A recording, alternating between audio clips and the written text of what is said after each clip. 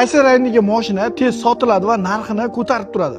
O'zbekistonda qora, oq va kulrang tez sotiladi. Yashil, sariq, qizil oladigan bo'lsangiz, sotayotganda kamida 1-2 oy zadержка bo'ladi. Sababini men sizga hozir tushuntirib beraman. Birinchi sababi iqlim. O'zbekistonda yoz oylari juda issiq bo'ladi. Quyosh nurida bunaqa rangli svetli o'zini rangini yo'qotib qo'yadi. Ikkinchisi chang. Bizning iqlimda chang juda ham ko'p. Oq va kul rangda chang va tsarapinalar umuman ko'rilmaydi. Har xil rangli mashinalar bo'lsa, 1 soatga yetmasdan chang bilinib qoladi. Bu обязательно qora mashinada bo'ladi. Uchinchisi mentalitet va bozor qonuni. Odamlar mashina olayotganda ertaga sochni o'ylab ko'radi. Hamma oq rang qidirgan uchun zavod ham O'zbekistonda ko'proq chiqazadi. Bu как ruletka bo'lib ketgan. Qora mashina ham zo'r, lekin O'zbekistonda 20% qora mashina. Va samnom